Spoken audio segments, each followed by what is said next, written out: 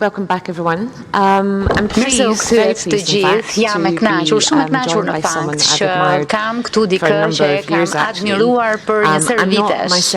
Unë vetë nuk jam në rrjetin X apo Twitter, nuk më mend se ç'quhet më tani, por kolegu im David ju ndjek dhe më thot që jeni absolutisht në mënyrë histerike argëtues. Pra, mund ta nisim pak sesionin më lehtësisht pra dhe pastaj ta bëjmë serioze. Ne të dy jemi gafore, të lindur në korrik. Çfarë do të thotë kjo? Po varet kur ke lindur, kam lindur më 4. Unë më 14. And the second most important thing after the United States. Jam e dytë më e rëndësishme pas së Bashkuara e Amerikës. Unë në fakt kam qejf që t'u them miqvet mi francez që ndaj ditën e Bastilles me vendin e tyre. Për t'ju kthyer komenteve që kolegu im David tha që ishin kaq argëtuese. Në fakt keni patur një bashkëbisedim interesant e shkëmbim me një nga politikanët këtu në Mbretërinë e Bashkuar, Nigel Farage. Vazhdoni ta keni këtë shkëmbim? Po, a mund na përtitsoni për këtë? Po, jam në kontakt me të dhe shpresoj që të mbaj premtimin që do të vi në Shqipëri dhe të shoh vetë se sa vend i bukur është. Dhe sa të shkëlqyer janë njerëzit tanë, sa shumë e vlerësojmë ne mikpritjen dhe shumë gjëra të tjera. Kështu që më premtoj që do të vi dhe pres me padurim që ta mikpres, ta kem mik të ftuar në vendin ton dhe më pas presoj që të mos ta vendos më Shqipërinë në bisedat e tij për arsyet e gabuara. Njëjtën përshtrimi juaj, çfarë mendoni se po ndodh në Mbretërinë e Bashkuar me dikë si Nigel Farage që bën të tilla komente? Cili është perceptimi nga ana juaj? Dëgjoni, nëse doni që unë të jem argëtues, mos më pyesni për Mbretërinë e Bashkuar. Sepse është një temë mjaft dramatike dhe s'ka asgjë për të qeshur aty. Unë kam prirjen të besoj që të veçosh Faragin si problemin praktikisht është tu largohesh rrënjve të problemit. Faragji nuk është problemi, është pasqyra ku njerëzit mund të shohin në mënyrë teatrale disa prej problemeve dhe sigurisht unë nuk besoj që ai ka zgjidhje, por nuk ka pak dyshim që zgjidhja nuk është ta shpaqësh atë si kokën e turkut apo si problemin kryesor. Zgjidhja mund të jetë ti shohësh problemet ashtu siç janë dhe të përpiqesh të gjesh mënyrën se si mund ti trajtosh që të riangazhosh njerëzit me politikën dhe ti bësh njerëzit të besojnë sërish te ky vend i madh. Pra ju mendoni se problemi është më i madh se sa migracioni, ka të bëjë më shumë me demokracinë, një sfidë me demokracinë. Po sigurisht problemi është ky. Unë besoj pikë së pari se ta karakterizosh migracionin si problemin është gabim. Migracioni nuk është problemi. Migracioni është pjesë e zgjidhjes, besoj unë. Dhe sigurisht mëtej është e rëndësishme të bëhet dallimi midis asaj çfarë është e parregullt, e dëmshme, e palishme dhe asaj çfarë është dobiprurse. Pak kohë më parë vizitova të qytet pasi dikush që quhej Suela Braverman veçoi komunitetin shqiptar në mënyrën më të gabuar të mundshme. Kur mbrita, u shoqërova me mjaft mirësjellje nga personat që angazhohen për të shoqëruar kryeministrat e presidentët për arsye sigurie. Mbërritëm në hotelin ton dhe aty një djalë mu afrua dhe nisi të më priste në Shqip. Roja mu afrua sepse mendoi që ndoshta kishte diçka të rrezikshme dhe I thash jo, mos u shqetëso. Është një bashkëpunëtar shqiptar. Pastaj kur dolëm nga hoteli në mëngjes, dëgjova emrin që thirrej nga lart. Ngrita kokën dhe pash disa shqiptar në skela që po punonin me remetimin apo ndërtimin e një ndërtese aty pranë. Pastaj shkuam në parlament dhe roja aty ishte shqiptar. Kështu merdi me njëherë pyetja, çfarë do të ndodhte, kush do t'i bënte këto punë nëse shqiptarët nuk do të ishin aty, por jo vetëm shqiptarët, por edhe migrantët e tjerë. Demografia në fakt është e errët, jo vetëm për Britaninë, por edhe për Europën, kështu që sigurisht migracioni nuk është problemi, është pjesë e zgjidhjes. Të luash me migracionin në mënyrën se si po luhet është shumë e rrezikshme sepse është shumë ndikuese. Pra, dëmton vlerat që e kanë bërë vetë Mbretëria e Bashkuar atë vend demokratik ku bashkëtohet, sepse shndrohet në luftë kulturore dhe pastaj shkon thellë më thellë duke ndezur mosmarrveshje e po kështu edhe dëshpërim që mund të hedhin në erë të gjithë shoqërinë në një moment të caktuar në kohë. Përmendet në fakt mënyrën e të menduar është një pyetje e madhe, po besoj që përmendet Europën, ndoshta kjo është pyetje e madhe, po jam e bindur që mund ta përballoni çfarë ndodh me Europën, cila është trajektoria në të cilën po shkon. Besoj që nëse dikush do të kuptoj pak më mirë se çfarë ndodh me Europën, duhet të hap veshët e të dëgjojë të tjerët jashtë Europës, të dëgjoj mendjet e mëdha e të ndritura të Azisë, të jugut global në përgjithësi, të vendeve arabe dhe të gjithë ata e shohin Europën si një gjigant të vjetër, të lodhur, që nuk është më në gjendje të zgjohet e të kuptojë që bota ka ndryshuar. Për shembull, ka një fakt të thjesht që më pak se 40 vjet më parë PBB-ja e Europës ishte 10 herë më e madhe se e Kinës.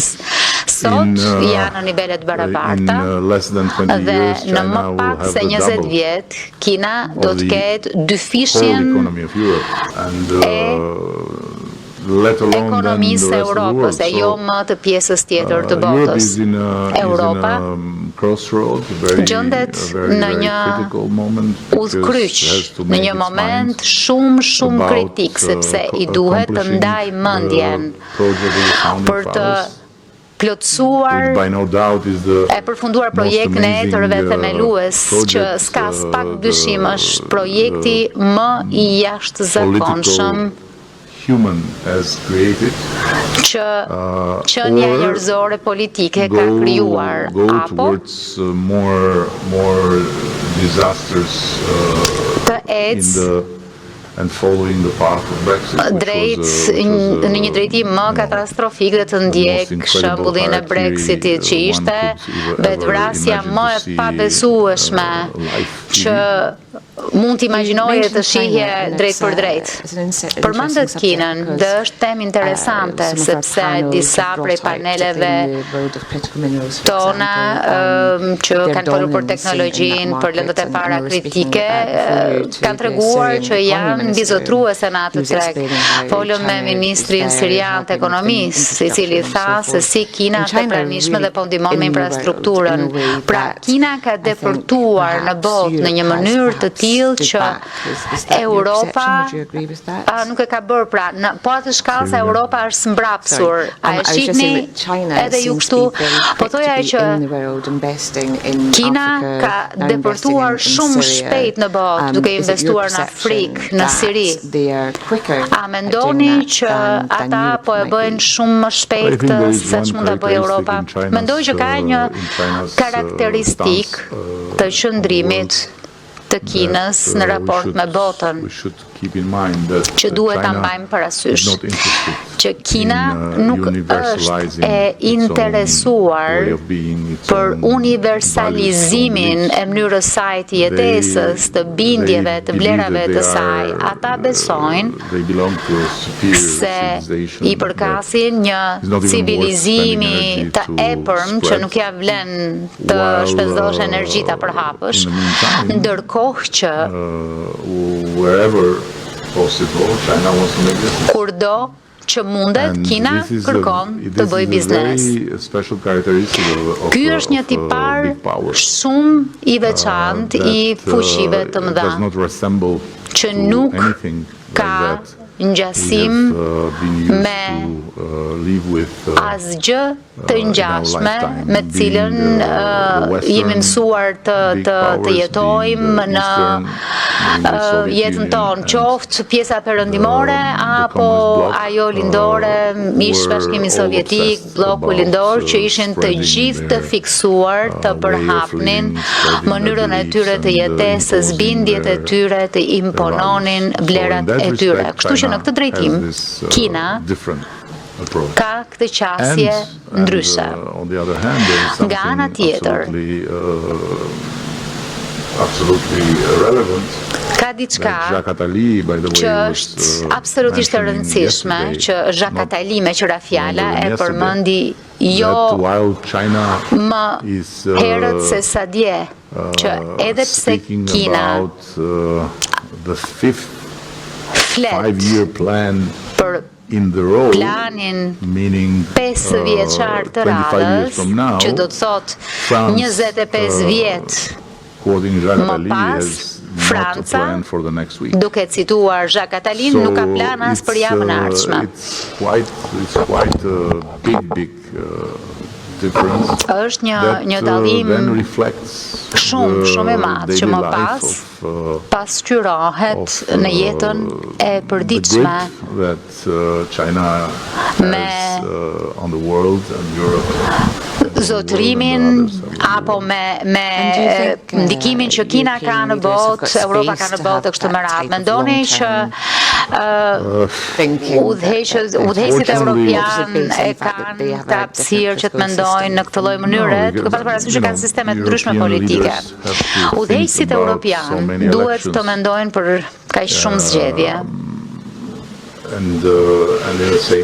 Dhe në të njëjtën kohë, besoj që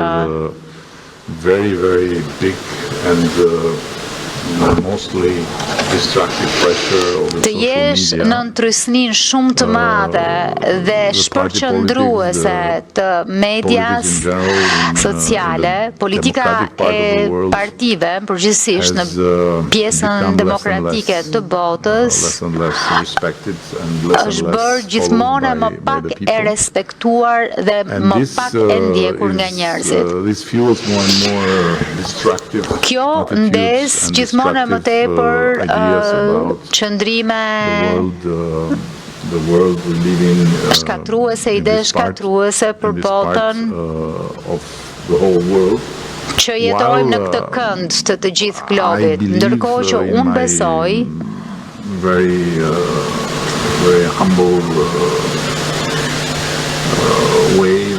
në mënyrën time mjaft modeste, që ajo çfarë njerëzit në këta vende, në këto vende apo pjesë tjera të Europës kërkojnë është fakti që kanë humbur gjithmonë e më tepër sensin e asaj që kanë, që ende është mjaft e çmuar, mjaft e rëndësishme. Dhe ideja që duke kërkuar diçka ndryshe mund të humbasin atë çfarë kanë është tmerruese në këndvështrimin tim. Kështu nuk është një moment i lehtë. Dhe ma hamendja që do të bëhet më keq përpara se sa të bëhet më mirë. Mungesa e qartësisë dhe e ideve të kthjellta se si duhet marrë me këtë botë të re, e çfarë duhet bërë me këtë projekt të mrekullueshëm që nuk është përfunduar, e quhet Bashkimi Evropian, po shkakton gjithmonë e më shumë huti, e gjithmonë e më shumë dëm. A mendoni se ka qenë mungesë udhëheqjeje në kuptimin e personaliteteve që kemi pasur, apo është mungesë udhëheqjeje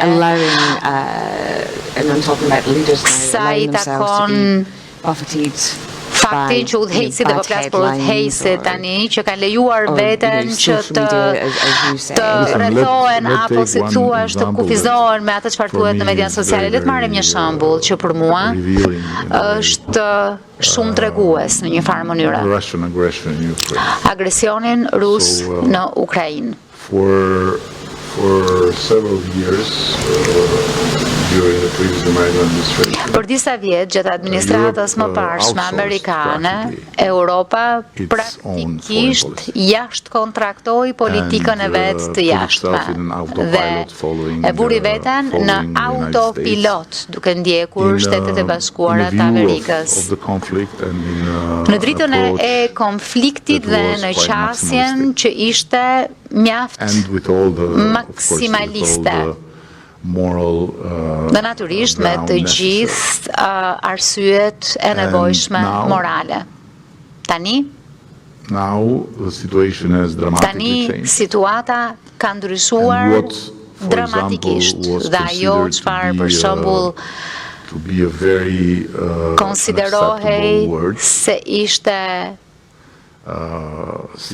një fjalë e papranueshme,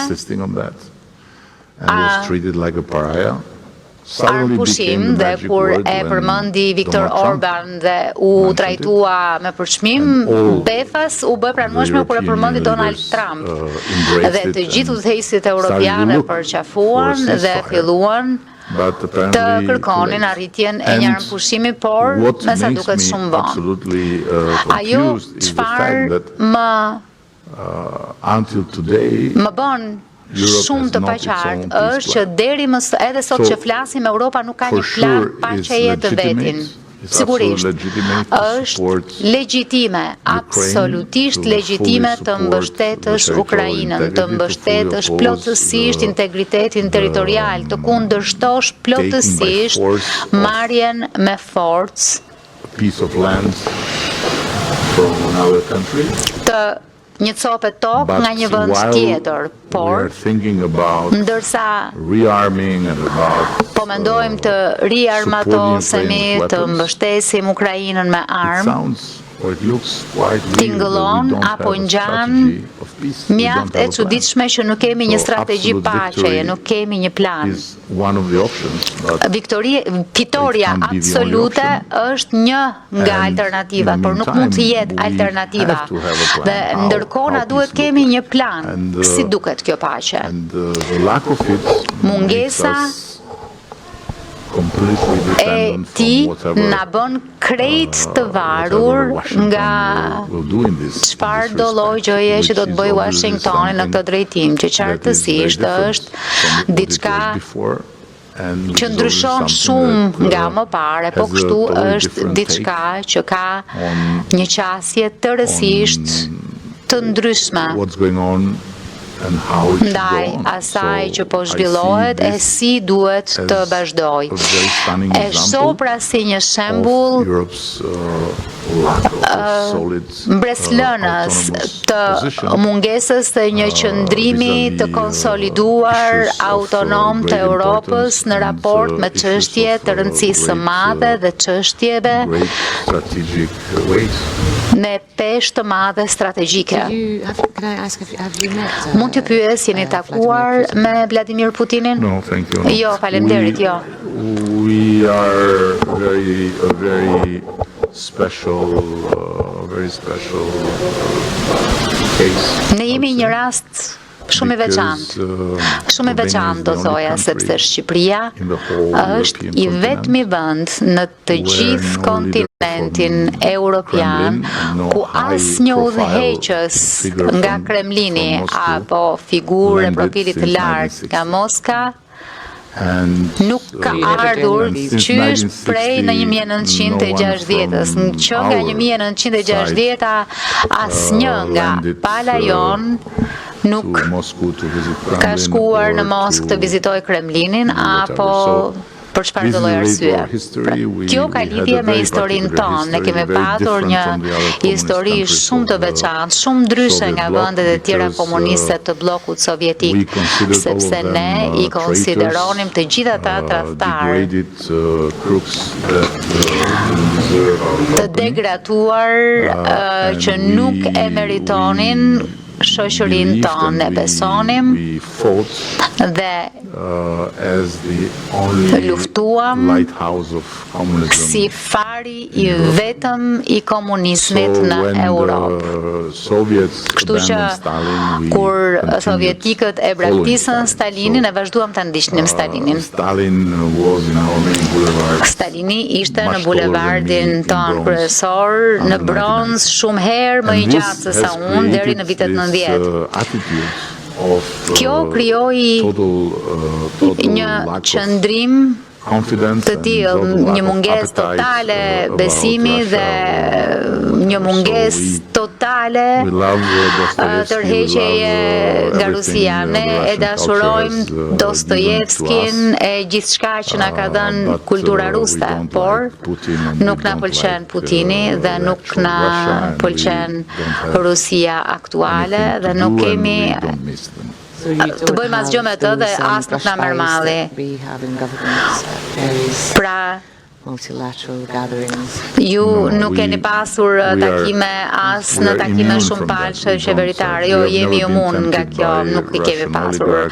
Kur nuk jemi të nduar nga oligarkët rus, nga parat ruse, nga kuediun ruse, për ne letërsia ruse dhe muzika e shkëlqyer ruse është më shumë se mjaftueshëm.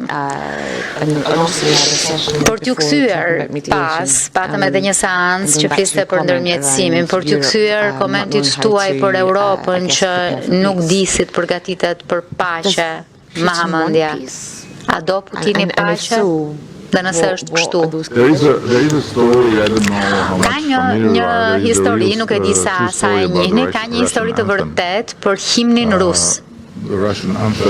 Himni rus u kompozua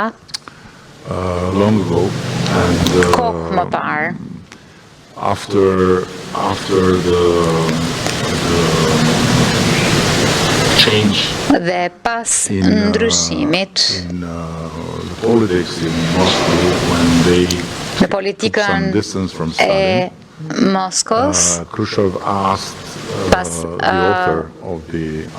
e që zdor nga Stalini, Khrushchevi i kërkoi autorit të tekstit të himnit të ndryshonte tekstin dhe ndryshoi. Më pas, kur Rusia u bë e pavarur nga Bashkimi Sovjetik, apo kur vendet e ish Bashkimi Sovjetik u bën pavarur nga Rusia, Jelcini mori në telefon autorin dhe i tha duhet ndryshojmë tekstin. Dhe autori, shumë i moshuar nga kur shkroi variantin e parë të himnit, ndryshoi tekstin. Më pas, Putini kërkoi një variant të katërt të himnit, por muzika nuk ndryshoi kurrë. answer your question. Kjo I përgjigjet pyetjes suaj që në Kremlin muzika nuk ndryshon kurrë, teksti ndoshta. Për ta çuar në një nivel tjetër këtë dhe për të folur sërish për të ardhmen e Europës, a do të thotë kjo që duke folur për 25 vjet e tutje, a mund të shohim ndryshim të kufive në Europë? Listen, I don't believe that unë nuk besoj që në ndonjë formë a mënyrë, jo vetëm në Europë, por edhe në vendet të tjera të rëndësishme të kësaj bote, Kina për shembull, do të pranohej ndryshim kufish, sepse ata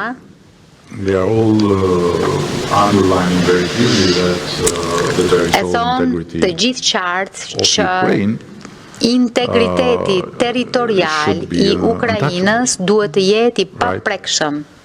Kështu, por nga ana tjetër, ka forma të ndryshme marrëveshjesh të cilat mund t'i çelin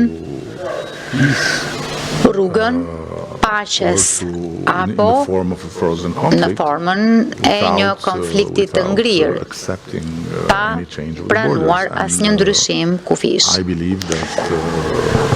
Unë besoj që kjo është një qasje mjaft e drejtë, sepse nëse pranojmë ndryshimin e kufive me forcë, atëre do të pranonim që gjithçka kemi ndërtuar për kaq shumë dekada është çuar dhe që gjithçka është e hapur që kushdo të marrë çfarë të dojë me forcë.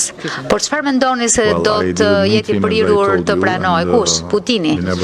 Po siç thash, nuk e kam takuar dhe këto kohët e fundit nuk kemi folur se çfarë është I prirur të pranojë.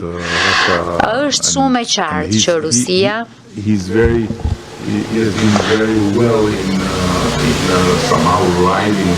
dhe ai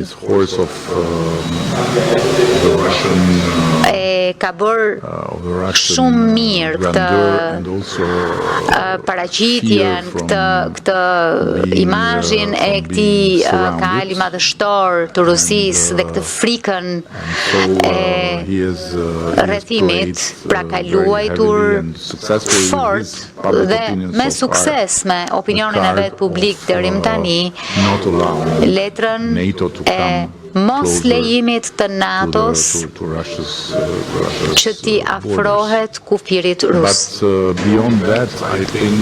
Përtej kësaj sidoqoftë, dëmi që po I shkakton Rusisë në një periudhë afatmesme me afat gjatë është I jashtëzakonshëm.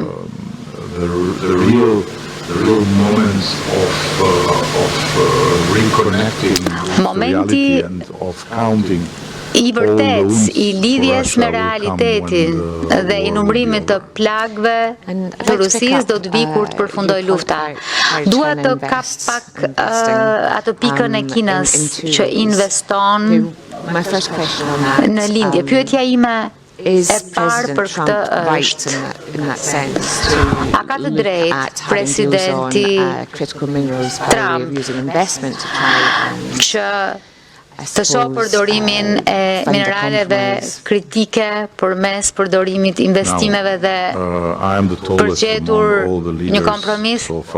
Tani, unë jam më I gjati mes udhëheqësve deri më tani, po jam shumë I vetëdijshëm që vendi im është më I vogël, kështu që nuk besoj që mbështetur në gjatësinë time mund të jap opinione për politikat e vendeve që janë shumë herë më të mëdhej se vendi im. Shqipëria është një vend I vogël me udhëheqës të gjatë për momentin, por kjo nuk do të thotë që duhet të pasqihet duke dhënë opinione për tema kaq të rëndësishme. Pra, pyesësh mua, a ka Trumpi të drejtë? Çfarë përgjigje doni prej meje? else then Trump is përgjigje always right. të mundshme doni Gjulia, përveçse Trumpi ka gjithmonë të drejtë. Atëherë më lini ta riformuloj.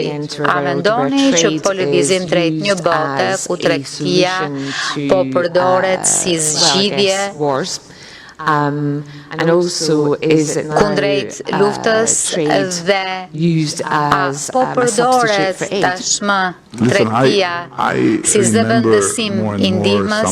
Dëgjoni, më kujtohet gjithmonë diçka mjaft e mençur dhe e bukur që dikur ta Clintoni. Ai tha ose deklaroi që rendi shumëpalësh është në interesin tonë dhe duhet bëjmë gjithçka mundemi për ta forcuar këtë rend shumëpalësh sot. Që jemi vendi i parë, sepse rendi shumëpalësh do të na ndihmojë shumë kur të jemi vendi i dytë. Unë besoj fort që rendi shumëpalësh nuk do të zhduket. Po përballet me një moment shumë të vështirë, por është një moment që sigurisht rrjeti i institucioneve që përfaqësojnë objektivin e botës për rend shumëpalësh po vihen në pikpyetje dhe kjo të vënit në pikpyetje do të ndihmojë që ky rrjet të rispiket, që këto institucione të rispiken për ta sjellë rendin shumëpalësh në një nivel tjetër. Është e dukshme qartë që rendi shumëpalësh ka qenë dobi prurës në shumë drejtime, por po kështu është kaq e qartë që kur Trumpi, për shembull, sulmon institucione që përfaqësojnë atë çka ka qenë deri më tani rendi shumëpalësh, ka një argument.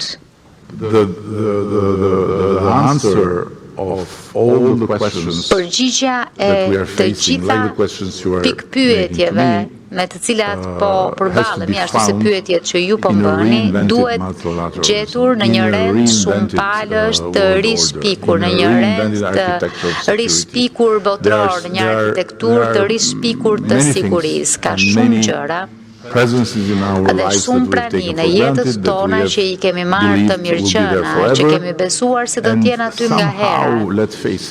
Dhe në një farë mënyre, le ta themi, troç. T'jetosh në këtë pjesë të botës me të gjitha gjërat e jashtëzakonshme që erdhën pasi përjetuar periudhën më të gjatë pa luftë, na ka bërë ne europianëve të marrim shumë më tepër veten si referencë, na ka bërë shumë më pak të uritur për suksese të reja dhe praktikisht na ka bërë të humbasim lidhjen me realitetin e botës. Pata nderin dje që të isha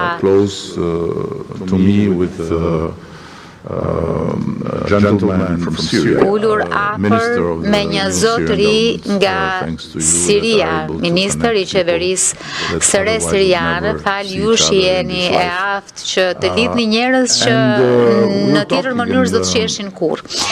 Po flisnim dhe po I thoja që për mua ishte mbreslënëse dhe patëm një debat të madh në konferencën e sigurisë në Munich këtë vit. Pasi ministrat e jashtëm gjerman e francez vizituan Sirinë në fillim të këtij viti dhe thanë fjalë për fjalë, jemi gati të jemi miqtë tuaj nëse ju do të veproni në përputhje me vlerat tona. Çfarë do të thotë kjo? Sa e mundur është për të gjithë ne që t'i bijmë derës së fqinjit dhe t'i themi familja ime është gati të jetë fqinje mirë me familjen tënde nëse besoni në gjërat që besojmë ne dhe nëse jetoni siç jetojmë ne. Po investon praktikisht në një lagje që do të ishte problem. Në këtë drejtim, në këtë kuptim, mendoj që ka shumë gjëra që duhen menduar nga e para. incorrect politically. Dhe më lejoni që të jem tërësisht jo korrekt politikisht dhe me qëra fjala do të takohem me kryeministrin tuaj nesër. Pra, të them që në Shqipëri ne kemi shumë ëndra, shumë ambicie, shumë zjarr, shumë pasion për ta transformuar vendin tonë dhe për ta bërë antar të Bashkimit Evropian, me shpresë që të zëm vendin që la bosh Britania, por nuk kemi bekimin që ju dhe demokracitë të tjera kanë që të kenë universitetet më të jashtëzakonshme, mendimtarët më të ndritur dhe që kanë një kapacitet kaq të jashtëzakonshëm për të menduar për të ardhmen, saqë më lë pamend se si nuk përdoret nga qeveritë. Nuk ju duhet të shpikni rrotën. Ndonjëherë në Shqipëri na duhet edhe ta shpikim rrotën, po këtu thjesht duhet të hapni veten dhe të thoni, më jepni sugjerime, më jepni ide, na thoni se si të mund të shërbejmë më mirë këtij vendi. Dhe do t'ju vinin të gjitha llojet e ideve, do t'ju hynin të gjitha energjitë më të mëdha dhe do t'ju ndihmonin. Do t'ju bënin të merrnit rëndësi në sytë e këtyre njerëzve. Jam i sigurt që nëse pyesni 50 universitetet më të mira të Europës të propozojnë një plan paqeje, të propozojnë se si mund të duket një Europë ndryshe, të propozojnë se si Britania të dalë nga ky terr e zymtësi e momentit, do t'ju japin, do të keni mjaftueshëm variante sa do t'ju duhet të zgjidhni. Nuk mund të ndodhë që të ketë vetëm ca njerëz në zyrat caktuara që kanë natyrisht kapacitet dhe përvojë, por sërish ka kaq shumë kapacitete të jashtëzakonshme në çdo cep të këtij qyteti, saqë kur mendon që frymojnë në hapësirat e tyre pa pasur qasjen dhe mundësinë për të ndikuar me filli, mua më duket e çuditshme, ndoshta e kam gabim, ndoshta e kam krejtësisht gabim. Jo, jam dakord me ju, tërësisht dakord me ju. E kam gjithmonë të ndjesi, gjithmonë më tepër. On the subject of multilateralism, kur vjen fjala për temën e rendit shumë palësh, që do ta trajtojmë edhe sot më vonë, sepse kemi një panel që do të flasë për atë çfarë po ndodh në Kazakistan dhe në pozicionin në botë dhe në fakt do të moderohet nga kolegja juaj që është shqiptare. Dua të them që më intereson, pra po bëj bashkë sepse më intereson të di se si duket rendi shumë palësh. Kush është pjesë e tij? A keni ndonjë ide? Për shembull, ajo çfarë po ndodh ndërsa flasim në cepin ton të botës është koalicioni i të vullnetshmëve që është krijuar nga një sër vendesh në Bashkimin Evropian dhe në NATO, të cilët janë aty përfshi dhe ne për të bërë më të mirën për të mbështetur Ukrainën. Mund thoni çfarë të doni për këtë format, por unë mendoj se është një moment tranzicioni i rendit shumë palësh dhe do të shohim gjithmonë më tepër lloje të tilla koalicionesh. Madje do të shohim koalicione që edhe do të shkojnë përtej kuadreve ekzistuese, për shembull, si ky që ka prokuronisë kryesore NATO-n dhe BE-n, po ku është edhe Japonia, Australia, në qoftë se nuk gaboj. Do të ketë gjithnjë e më shumë koalicione të tilla për arsye të ndryshme dhe për objektiva të ndryshme. Ndërkohë, network of institutions që një rrjet i ri institucionesh e një arkitekture re sigurie do të shfaqet. Pyetja, përgjigjen e cilës nuk e di as pak, është me çfarë çmimi. Me çfarë çmimi do të vi ky rend i ri shumë palësh e arkitekture re sigurie. Unë uroj, ashtu siç urojnë të gjithë, të mos vi me çmimin e lartë të larg qoftë luftës së tretë botërore, por në këtë pikë asgjë nuk përjashtohet. Ka kaq shumë verbëri, kaq shumë fragmentarizim, kaq shumë provokim, kaq shumë urrëtie në këtë botë që asgjë nuk është e përjashtuar. Wow. Tell us a little bit about your vision Na thoni for pak Albania. për vizionin tuaj për Shqipërinë. Listen, every time I have the Sa herë që kam shansin të takoj Volodymyr Zelenskin dhe më pyet si je, how are things going? si po shkojnë gjërat, I say when I see you, unë i them, kur të shoh ty, the happiest person in the jam world, njeriu më i lumtur i botës country is dhe vendi im është parajsa, because there are no sepse sirens in the nuk night. ka sirena gjatë natës e nuk ka bombardime. It's all relative. Kështu që And, of gjithçka course, është relative. We are made in a way Sigurisht. that Jemi bërë në mënyrë të tillë që kemi prirjen ta harrojmë të keqen dhe nuk mjaftohemi kurrë me të mirën.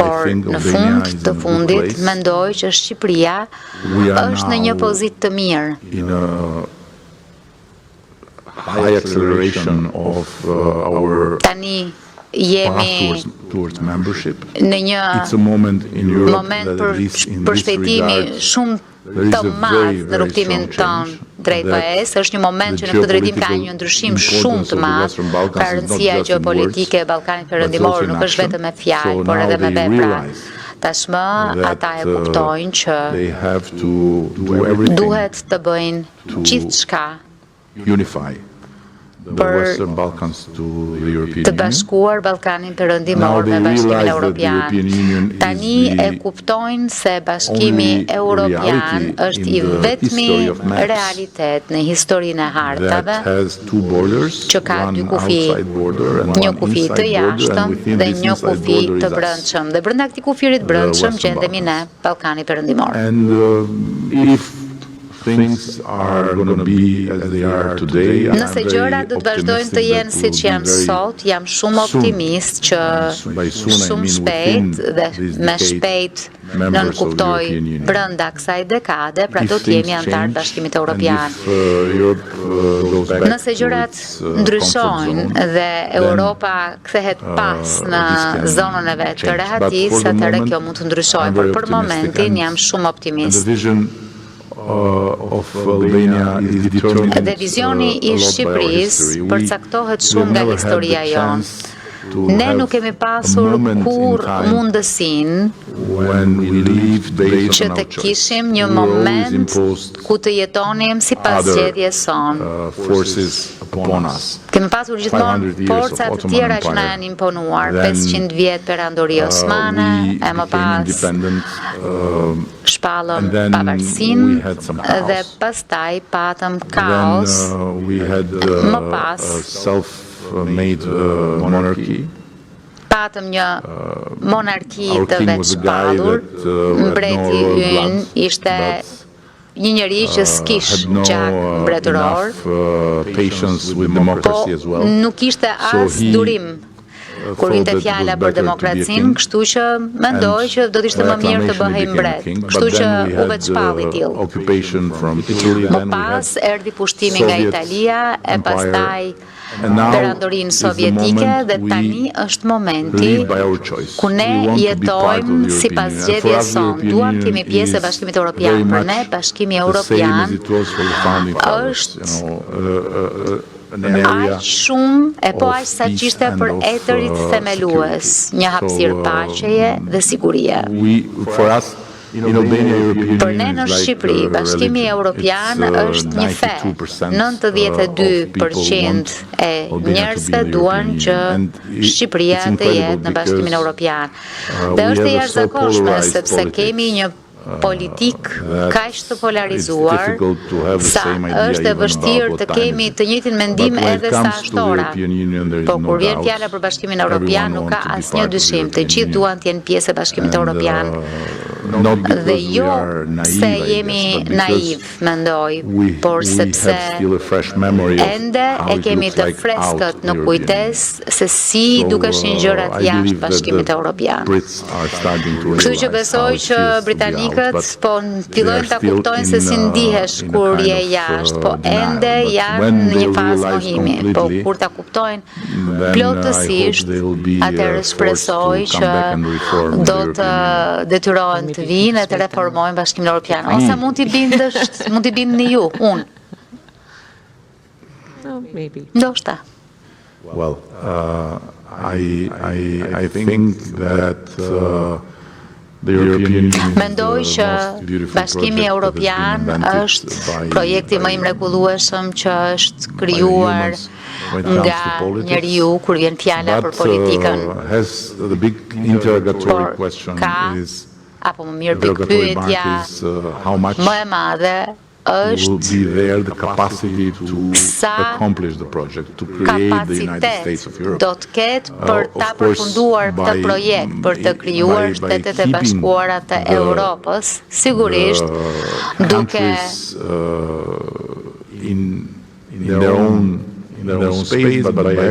ruajtur hapësirën vetjake të secilit vend, por duke pasur një arkitekturë shumë më të fortë të të jetuarit së bashku. Thatë më parë dhe do ta mbyll së shpejti dhe do t'ju lë të lirë nga kjo dhimbje. Jo, është e dhimbshme të flasësh për Britaninë, nuk është e dhimbshme intervista të marrë personale. Folët për trokitje në derën e fqinjit, të thua fqinjit që të marrë zerat e mia. Një nga kritikat është që Bashkimi Evropian reket mendoni që Bashkimi Evropian reket t'i detyrojë të tjerët që të marrin vlerat e veta. Jo, ka një dallim. Sepse kur vjen fjala për ne, kjo është zgjedhje. Është zgjedhja jonë e lirë. Askush nuk na ka detyruar të jemi pjesë e Bashkimit Evropian. Ne duam të jemi pjesë e Bashkimit Evropian pikërisht sepse duam të kemi lirinë për të pasur të drejtat e njeriut, shtetin e së drejtës, gjithçka që është e mishëruar në vetë ekzistencën e Bashkimit Evropian. Nga ana tjetër, mendoj që Bashkimi Evropian është një bekim i madh për vende si Yni apo për vendet e Ballkanit Perëndimor, që janë vende të cilat nuk kanë një traditë shumë të fortë e afatgjatë institucionesh. Kësaj, Bashkimi Evropian është burimi më i madh dhe më i jashtëzakonshëm i dijes kur vjen fjala për mënyrën se si të ndërtohen institucionet, si të ndërtohet një gjyqësor i pavarur, si të ruhen ekuilibret midis pushteteve e kështu me radhë. Kjo e bën të ardhmen ton shumë më të sigurt se sa jo e vendeve të tjera që nuk e kanë pasur mundësinë të kenë pranë Bashkimin Evropian. Shihni Irakun, Afganistanin, patën momentet e tyre kur menduan se e ardhmja do të ishte liri, demokraci, të drejtat njeriut, gjyqësori pavarur e gjitha me radhë, por nuk zgjati shumë, sepse nuk kishin Bashkimin Evropian dhe nuk kishin një të ardhme të projektuar si ardhme në atë familje. Kështu që për ne ky është një bekim i madh dhe po punojmë shumë fort për të linjëzuar, jo sepse duam të kënaqim Brukselin, Parisin apo këto tjetër, por sa më shumë të jemi ne në përputhje me atë çfarë do të thotë të jesh një shtet i BE-s, aq më mirë është për ne, për qytetarët tanë, për njerëzit tanë. Kështu që në këtë aspekt, kushdo që kërkon të jetë pjesë e Bashkimit Evropian, sigurisht nuk mund t'ia vër fajin Bashkimit Evropian që bën leksione, po kur del jashtë sferës së vet, Bashkimi Evropian dhe shkon në Siri, shkon në Kinë apo diku tjetër, nuk mund të shkojë atje të jap leksione. Jetojmë në kohra të tjera dhe një nga gjërat që janë mjaft të prekshme janë që pjesa tjetër e botës, pjesës tjetër të botës si ka ardhur në majtë u fundës me leksionet e perëndimit, me mënyrën se si perëndimi u thotë të jetojnë, çfarë është e mirë, çfarë është e keqe, me standardet e dyfishta, me të gjitha ato gjepura që ju është dashur të dëgjojnë, me cilat ju është dashur të jetojnë për kaq shumë vite. Ndërkohë që janë të rritur në këtë botë. Nuk është më një botë ku i rrituri është perëndimi dhe të tjerët janë ata të papjekurit, të doptit. Është ndryshe. Ka shumë dhe do të ketë shumë më tepër të rritur në botë. Kështu që na duhet të gjejmë një tjetër mënyrë për të bashkë ekzistuar, për të jetuar e për t'i lënë të tjerët të jetojnë. Nuk na takon ne të ndreqim mënyrën e jetesës së tjerëve, besoj unë, dhe sa më shumë e sa më shpejt ta kuptojmë këtë, aq më mirë do të jetë për ne. Në të kundërt, do të jemi në një pozitë shumë të keqe. Mirë, Kryeministër, faleminderit shumë që u bët pjesë e forumit sot dhe faleminderit shumë edhe bashkëshortes suaj për fjalët e saj kaq të bukura mbrëm në darkë për ata që nuk ishin. Zonja Linda Rama pati një fjalim fantastik dhe që shpresoj që ta publikoj sa më shpejt. Më duhet të bëj një rrëfim në fund, sepse në programin tuaj unë duhet të mbaja një fjalë dhe pastaj intervistë. Dhe ju kërkova që të mos mbaj fjalën pikërisht sepse nuk doja që të ndjeja dhimbjen e krahasimit me fjalën që mbajti bashkëshortja ime mbrëm. Kështu që doja ta shmangja krahasimin që do të ishte shumë i dhimbshëm për mua, sepse po fjalimi i saj ishte i jashtëzakonshëm dhe në fakt ajo në fakt nuk mund ta përdor pra atë që ajo tha pra duhet të përdor drejtën e autorit. Në fakt ka nga këta burrat që thonë që gratë janë të shkëlqyera për të mbrojtur të drejtën e autorit dhe në fakt kur ndodh që është e drejta jote e autorit, duhet ta kuptosh që të ka ardhur në mendje kur ke qenë duke fjetur me gruan tënde. Ishte kënaqësi. Faleminderit shumë.